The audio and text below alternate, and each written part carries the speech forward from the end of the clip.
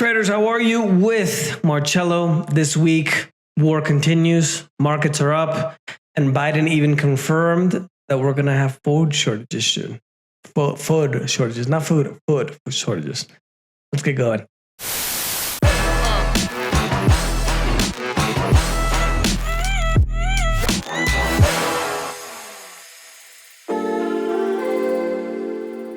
Markets had their second most positive week consecutively, 2 weeks in a row positive. A lot of investors now are thinking that the markets are going to be able to withstand the whole situation with the war in Russia and Ukraine. And we also have the situation with the Fed's plans to increase interest rates to try to control the surging inflation. Now, remember that the increase in interest rates, it's not good for the economy because it adds an extra cost to buying houses, to taking out debt to start businesses, acquisitions, all kinds of things, right? This is the kind of the interest rate that's set to manage the economy essentially. But at the same time, if they don't raise the interest rates, inflation is even worse because, if you have an increase of, let's say, 0.25 or 1% when it comes to, buying a house, for example, that's a lot worse than an increase of 20, 30, 40, 50%, which is what we're seeing in the increase of food, of energy, of houses. And obviously you can afford much better a 1% raise in purchasing a house than you can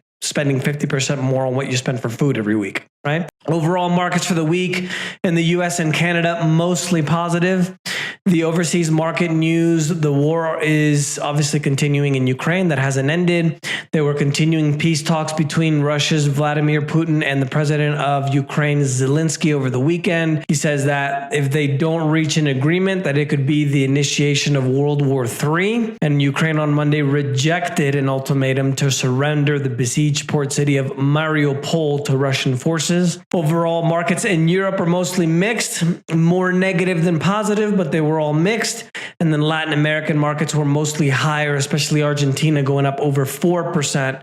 Africa and the Middle East also mixed, with Egypt exploding more than 9% for the week, the biggest positive of all. And then in the far east, we have the Japanese Nikkei, which went up close to 5%, and Singapore went up over 2%. Singapore now easing the COVID restrictions. So if you want to travel to Singapore and you're vaccinated, you can enter the country officially now. Other than that, Bitcoin and crypto news, and sorry if you can hear the puppies in the background. Bitcoin and crypto news, Warren Buffett is officially quote unquote investing in crypto. He talked a lot of very bad things about crypto, him and Charlie Munger, but they're now putting $1 billion towards a company called NU Holdings, which is a bank that's based out of Brazil, and NU Invest, which is their investment arm, allowing users to invest in crypto ETFs or exchange traded funds. So a lot of people say that it wasn't Warren Buffett's decision to actually invest in this company, but the new up and coming generation that works for him. But at the end of the day, it is a bank that's making money, which obviously is a good thing for Warren Buffett. The year-over-year growth revenue for this company was close to 30%, which might be the reason why he wanted to invest in it. The NFT bubble looks like it officially has popped for now. OpenSea, which is the marketplace which runs more than 90% of the NFT space, has dropped over 72% in daily volume, from $250 million down to $70 million. Doesn't mean that NFTs are dead. It just means that, you're not going to buy a monkey with jewelry that you could take a picture of and resell it tomorrow for $1 million more. I personally think that the NFTs are going to be the future, not necessarily for buying monkeys and elephants online, but your airline ticket, for example, is an NFT, right? And this is all based on the blockchain technology, which I've always said that I don't think the future is Bitcoin, even though I love the idea behind Bitcoin. I just don't think the governments are going to release control of the financial system, because that's how they control us all, right? They're not just going to let go of that control. But NFTs being based on blockchain, they used, for example, blockchain to do a real estate transaction in the US. And you can buy NFTs with dollars, for example, too, right? So NFTs aren't going away. It's just they're probably going to be used a little bit differently than most realize. Colombia is one of the countries that has the biggest interest in investing in Bitcoin. They've seen a 22.3% interest increase in the number of Colombians that want to see their first investment in Bitcoin over this year, representing just 5.2% before, 22.3% now. I think I kind of derailed or said that a little bit backwards, so let me know if that didn't make sense. Bitcoin is also higher for the week, up 6.16%, just under 42,000. It's still down just over 4.5% this year so far, which obviously for Bitcoin, that's like an hour of movement, right? And it's down 18% year over year. Commodities, Biden officially confirms that food shortages are coming, quote, "It is real," he said. With regard to food shortages, yes, we did talk about food shortages. And it's going to be real. Unquote. There's also a rail company in Canada that transports 70% of the potash produced in North America from all the mines in Canada through Canada into North America. So this is really important due to the fact that, remember that we had this problem with fertilizer due to the war in Ukraine and also Russia. Ukraine and Russia are both considered the breadbaskets, more Ukraine than Russia, the breadbasket of Europe and, in certain extent, breadbasket of the world. Now, Russia and the Ukraine provide a very big percentage of not the materials, but the ingredients that go into the fertilizer. And now we have a situation where the rail company that transports 70% of part of the fertilizer in North America, they're going to go on strike. So now we have other problems on top of the ones that we already have in regards to growing food. And remember that the UN reported last week that they still expect the price of food to go up by over 22% this coming year as well. And just to give you an example of how this works, for example, Brazil imports 24% of its fertilizer from Russia. So if the price of the fertilizer is exploding, that means that, for example, Brazil is the largest producer of coffee in the world. So what's that going to do for the price of coffee? It's going to explode. Now, you might not be a coffee drinker, but obviously you need fertilizer for everything. So keep that in mind. The preppers were right.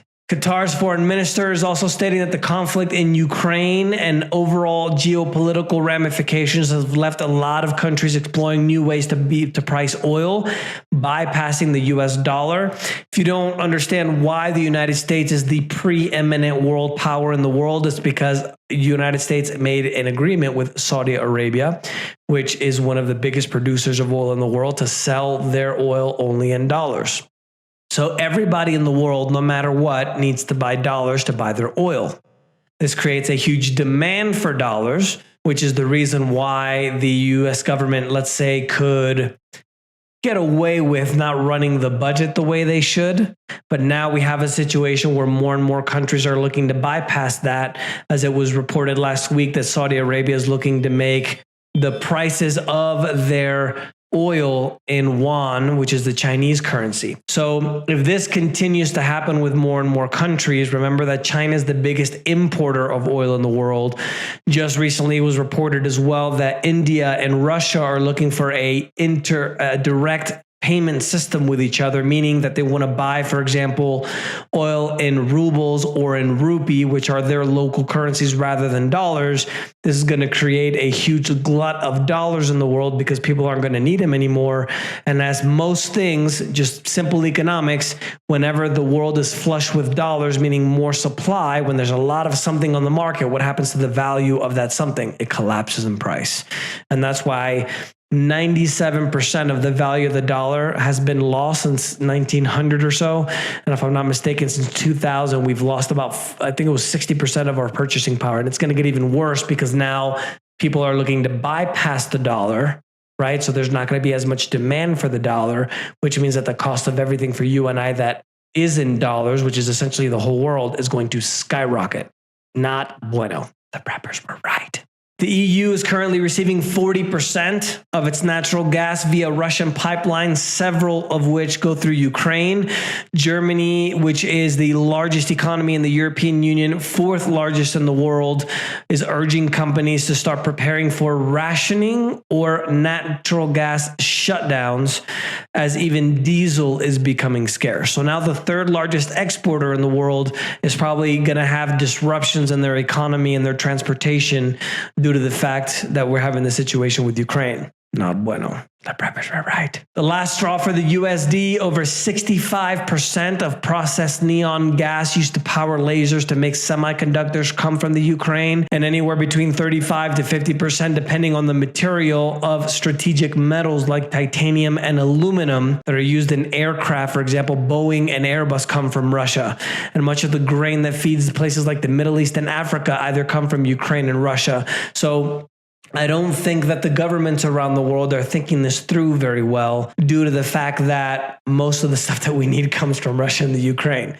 So imagine what's going to happen. And this is in a much larger picture. This was really started by the United States. In 2014, the United States initiated a coup in Ukraine, put the president that was US friendly, and then now they're starting to poke the bear meaning Russia, by saying that Ukraine is going to join NATO.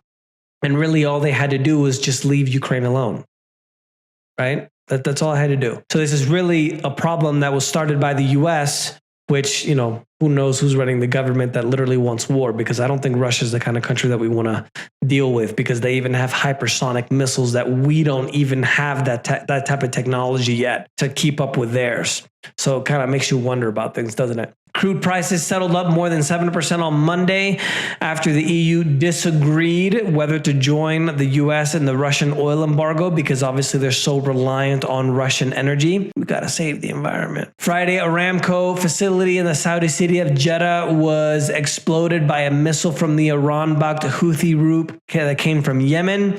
And overall for the week, US crude went up 8.71%, settled at about $114, just shy of that.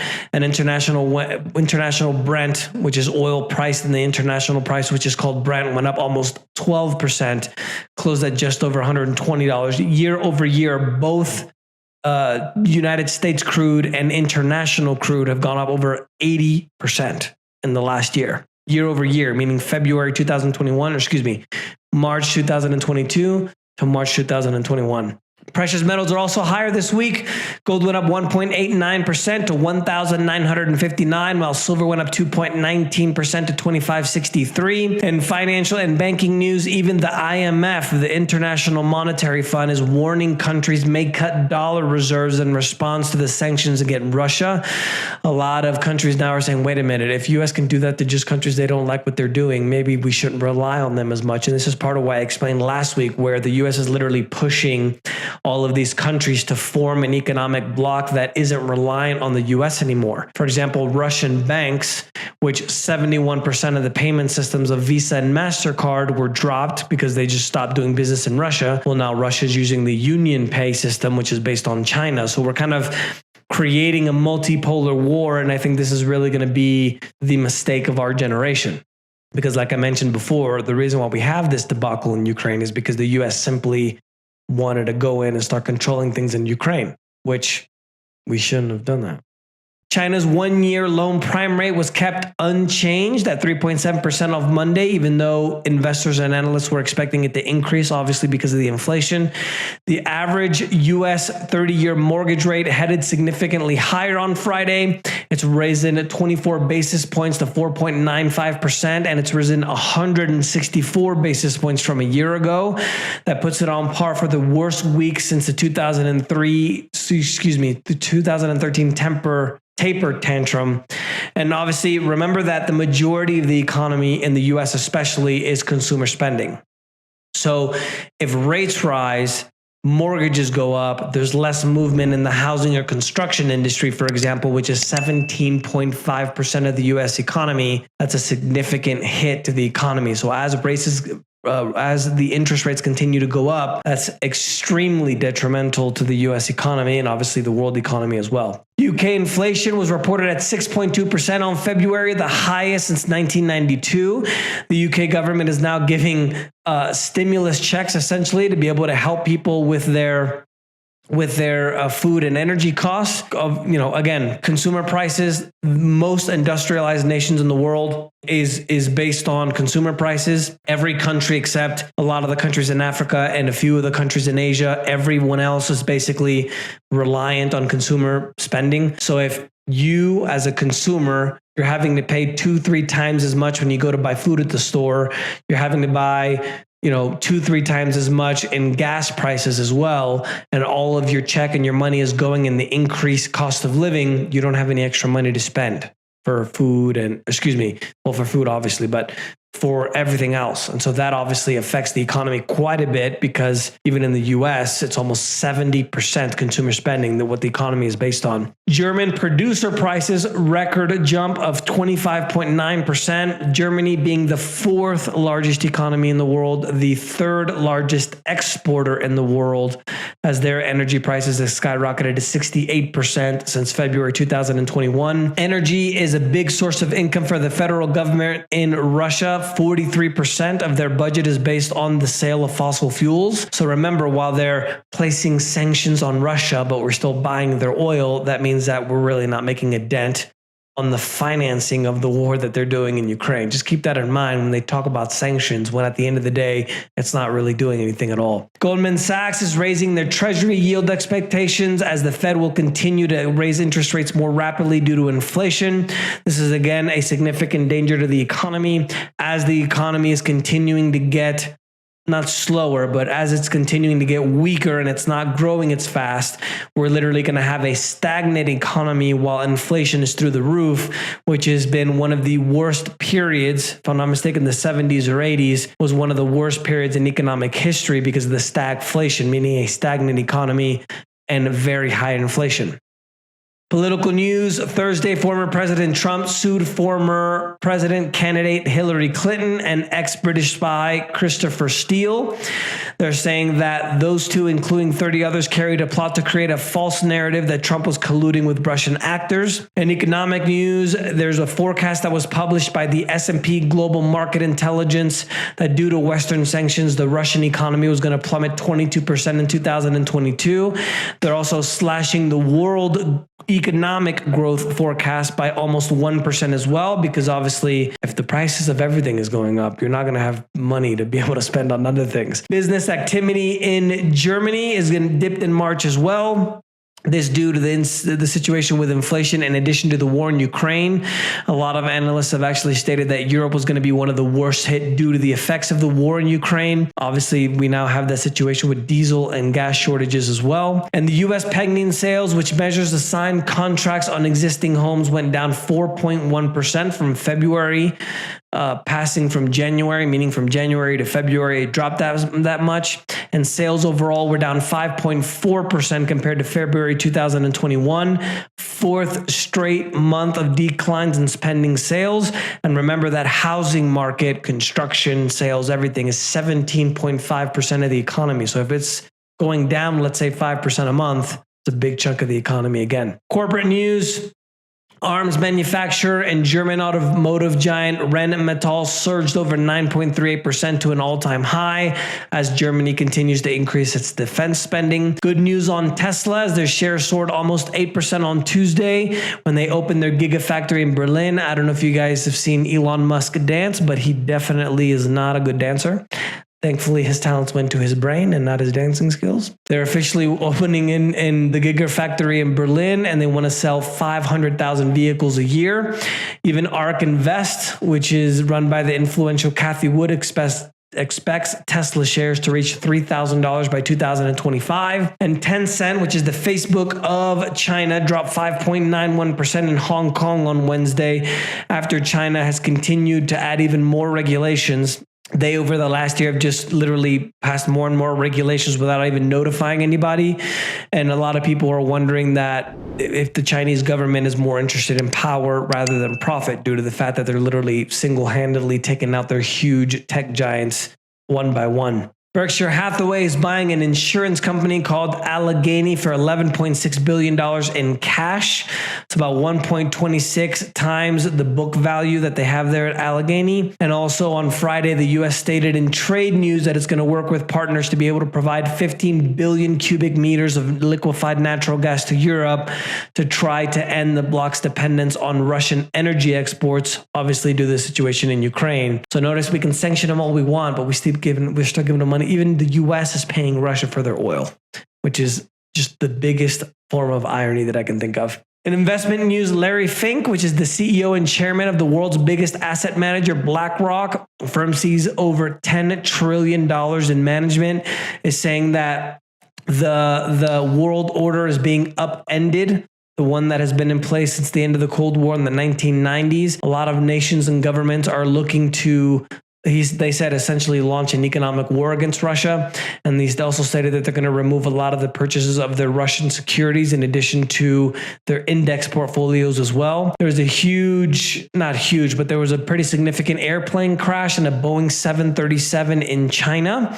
Unfortunately, 132 people were on board, which passed away. Boeing fell 7% in the pre-market. And I don't know if you guys have noticed that there's been a lot more plane crashes recently than before. Have you guys noticed that?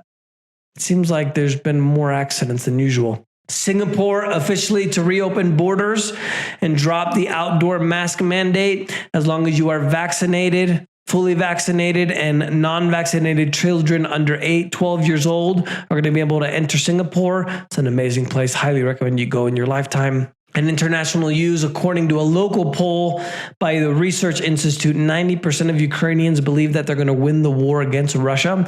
Most don't realize that Russia actually sent their old equipment to Russia. They even haven't sent their top-notch guys just yet. The UN is now reporting that there's been 10 million Ukrainians that they've fled their homes. 3.3 million have left the country, and the rest are still within the borders, but they have left their homes. In unusual facts this week, solar storm is expected to hit Earth on Monday, March 28th. This is what causes those famous aurora borealis, the fluorescent lights that appear near the poles. What happens is that the particles from the sun, essentially, think of it like a solar storm, like a flare, hits our magnetic what's the best way to phrase it? The magnetic field, essentially, of the Earth, and then that's what creates those beautiful colors. That's the week. Good. That's the good news for the week, guys. Let me know if you guys have any questions. Don't forget to hit like. We'll see you next week. Bye.